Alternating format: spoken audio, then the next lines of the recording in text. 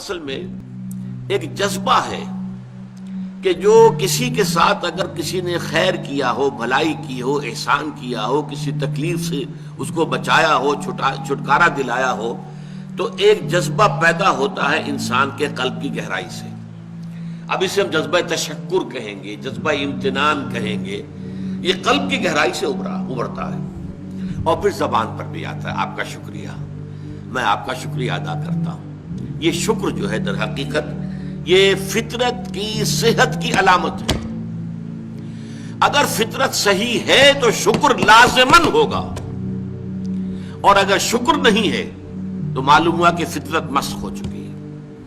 آپ کے ساتھ کسی نے بھلائی کی اور آپ کے اندر یہ جذبہ بھی پیدا نہیں ہوا. یہ تو حیوانات تک کے اندر ہے. آپ کسی پیاسے جانور کے سامنے پانی رکھیے، وہ بکری ہو، کوئی اور ہو، کوئی گائے ہو، پیاسا ہو، بندھا ہوا ہے، وہ تو ادھر ادھر دوڑ کر اپنی پیاس پوری نہیں کر سکتا. بالٹی میں پانی رکھ دیجیے، وہ پی کر پھر وہ آنکھیں اٹھا کر آپ کو دیکھے گا. وہ جانور تو اس کی آنکھوں کے اندر سے آپ کو جذبہ تشکر چھلکتا ہوا نظر آئے گا. اسی معنی میں عجیب بات یہ ہے، عین کہتے ہیں آنکھ کو، اور عین کہتے ہیں چشمے کو بھی. عرب کہتے تھے عین الشکرا، وہ چشمہ جس میں سے پانی خود بخود ابل رہا ہو، نکل رہا ہو، نیچے سے زمین سے ابلتا ہو، عین الشکرا. اور دابۃ شکور کہتے تھے ایسے حیوان کو. آپ کے ہاں کو گائے ہے، بھینس سے بندھی ہوئی ہے، آپ اس کی ٹہل سیوا کر رہے ہیں، اچھی خوراک دے رہے ہیں، غذا دے رہے ہیں، نہلاتے بھی ہیں گائے بھینس کو، تو پھر اس کا ظہور اس کے بدن پر ہونا چاہیے، اس پہ فربہی آنی چاہیے. تو اس کو کہیں گے دابۃ شکور. یہ شکر گزار جانور ہے کہ اس کے ساتھ جو بھلائی ہو رہی ہے، جو خیر ہو رہا ہے، اس کے نتائج اس پر ظاہر ہو رہے ہیں. تو یہ فطرت کی در حقیقت صحت کی علامت ہے. پرانی کہانی آپ نے بھی بچپن میں پڑھی ہوگی کہ ایک غلام کہیں بھاگا ہوا تھا اور اسے راستے میں ایک جگہ اس نے دیکھا ایک شیر پڑا ہوا کراہ رہا ہے، اور اس کو شدید تکلیف تھی. اس کے پاؤں میں ایک کانٹا چبھا ہوا تھا. ظاہر بات ہے شیر نہیں نکال سکتا تھا اس کو. اس غلام نے اس کا کانٹا نکال دیا. اس شیر نے صرف اسے سونگھا اور چلا گیا. اس کے بعد وہ غلام پکڑا گیا، اور جیسے کہ ہوتا تھا رومن اور گریک دور میں کہ بھاگا ہوا غلام جب پکڑا جاتا تھا تو پھر شیروں سے پھڑواتے تھے اس کو. ان کے جو بڑے وہ ہوتے تھے، یہ اسٹیڈیمز بنے ہوئے ہوتے تھے، اس میں آ کر جو ہے اس غلام کو چھوڑ دیا، اور پھر بھوکا شیر جو ہے وہ پنجرے میں سے نکالا تاکہ وہ اس کو بھموڑے اور ختم کرے. تو اس نوجوان کو، اس غلام کو بھی پھینکا گیا. اس کے بعد جو شیر کا پنجرا کھولا تو شیر آیا، اس نے سونگا اور اس کو چھوڑ کر علیحدہ بیٹھ گیا.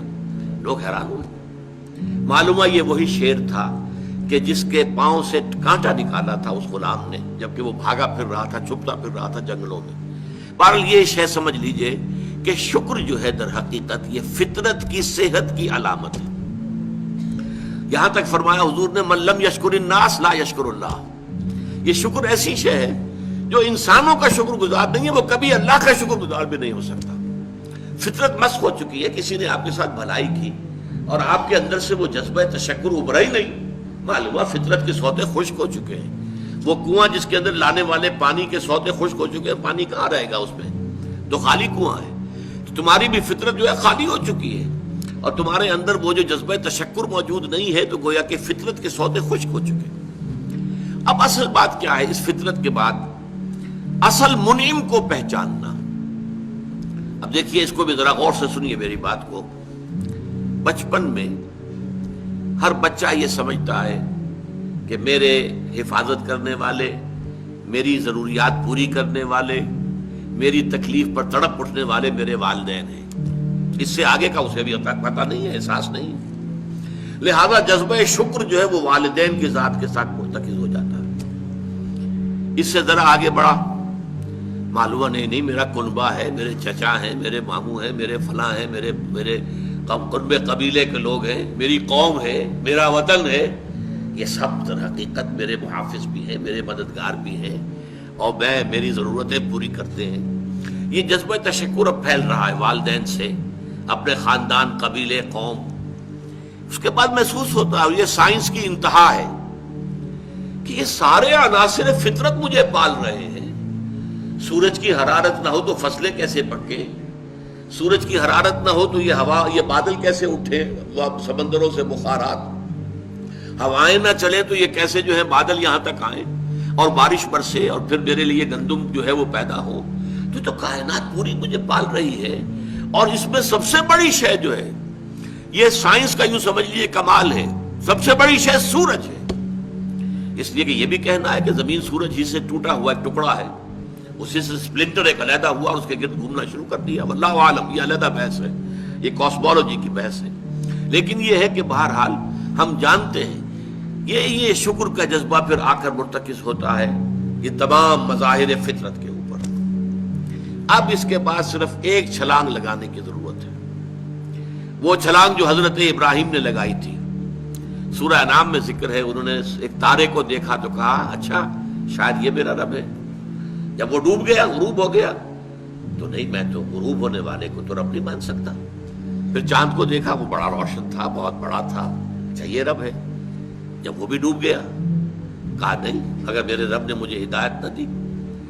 پھر دیکھا سورج کو، ہذا اکبر، ہذا ربی، ہذا اکبر. فلما افلت، پھر جب وہ بھی غروب ہو گیا تو پھر اس کے بعد جو چھلانگ لگائی انہوں نے کیا، انی وجہت وجہی للذی فطر السماوات والارض حنیفا. میں نے اب اپنا رخ کر لیا ہے، اپنا چہرہ کر لیا ہے رخ پر اس ذات کے جس نے آسمانوں اور زمین کو پیدا کیا ہے، جو سورج اور چاند اور ستاروں کا پیدا کرنے والا ہے. حنیفا، یکسو ہو کر. وما انا من المشرکین، اور میں ہرگز مشرکوں میں سے نہیں ہوں. یہ ہے عقل کی آخری چھلانگ. سورج بھی ایک نظام میں جکڑا ہوا ہے، کسی اور نے اس کا نظام بنایا ہے، اس کی حیثیت کچھ ہے ہی نہیں. اس پوری کائنات کی وسعت اور پہنائی میں یہ جو خورشید منور ہے، یہ کیا ہے؟ یہ ایک ذرے کے مانند ہے. پوری کائنات کی billions and billions of galaxies, اور ہر گیلیکسیز میں بلینز اور بلینز آف سٹارز. اندازہ تو کیجئے اس کی وسعت کا کوئی تصور ممکن ہے؟ انسان کو چکر آتا ہے. یہ تمام جو ہے اعداد و شمار جو یہ آتے ہیں ہمارے سامنے ایسٹرونومی میں، چکر آتا ہے. سورج کی کیا حیثیت ہے؟ ہاں ایک ہستی ہے کہ جس نے ان سب کو جکڑا ہوا ہے، جس کے نظام میں ہے، جس کے قانون کے اندر یہ جکڑے ہوئے ہیں. بحسبان، یہ ایک حساب کے ساتھ چل رہے ہیں، اور حساب کسی نے معین کیا ہوا ہے. یہ ہے در حقیقت عقل کا کام. یعنی فطرت کی سلامتی، جذبہ تشکر. شکر کس کا؟ سب سے بڑی بات اللہ کا شکر. ایک بات اور نوٹ کر لیجئے، یہی جذبہ تشکر ہے جو پھر عبادت کی شکل اختیار کرتا ہے. دیکھیے شکر، آپ کے ساتھ کسی نے بھلائی کی، آپ کی فطرت کا تقاضا نمبر ایک یہ کہ اس کا شکریہ ادا کریں. نمبر دو یہ کہ آپ بھی کوشش کریں کہ کوئی میں بھی اس کی خدمت کروں، کو میں اس کو بدلا دوں. ہل جزاء الاحسان الا الاحسان، بھلائی کا بدلہ سوائے بھلائی کے اور کیا ہو سکتا ہے؟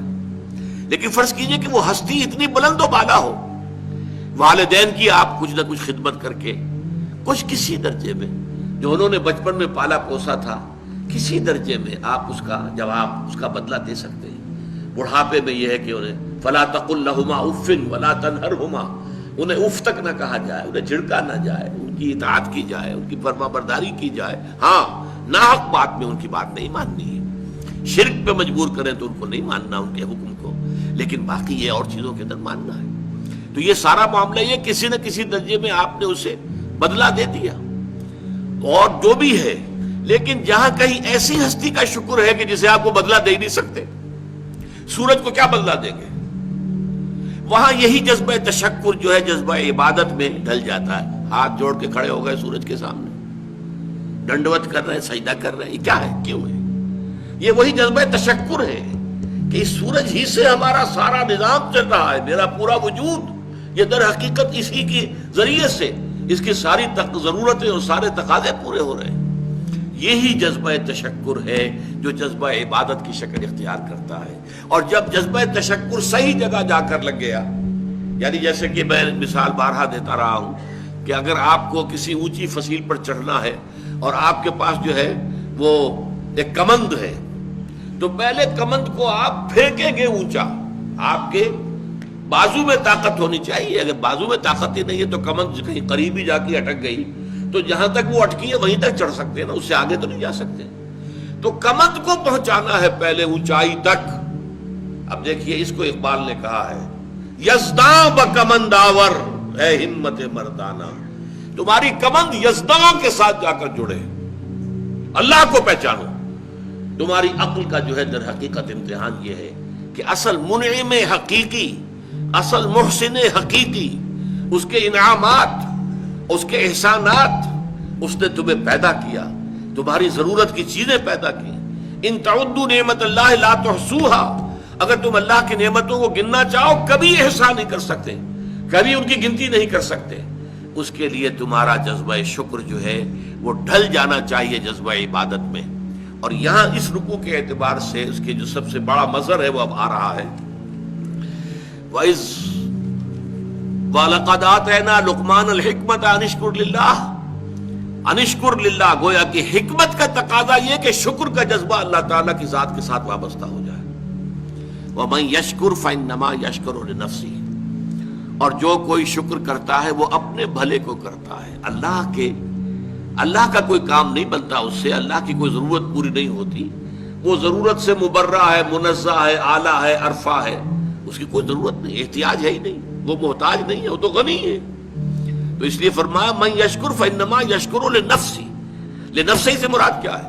اگر آپ کے اندر جذبہ شکر ہے اور وہ جذبہ تشکر جا کر ذات باری تعالیٰ کے ساتھ منسلک اور ملحق بھی ہو گیا ہے، اب آپ کی شخصیت کا ترفع ہوگا، شخصیت ابھرے گی، شخصیت اپچے گی، شخصیت کی ترقی ہوگی، شخصیت میں ترفع پیدا ہوگا، بلندی آئے گی، تعمیر سیرت جسے کہتے ہیں، جسے اقبال تعمیر خودی کہتا ہے۔ صحیح معنی میں واقعتاً آپ ایک ایسے انسان بن سکیں گے کہ جن کے بارے میں قرآن نے کہا ہے کہ وَلَقَدْ خَلَقْنَا الْإِنسَانَ فِي أَحْسَنِ تَقْوِيمٍ، ہم نے انسان کو بہترین حساب پر پیدا کیا۔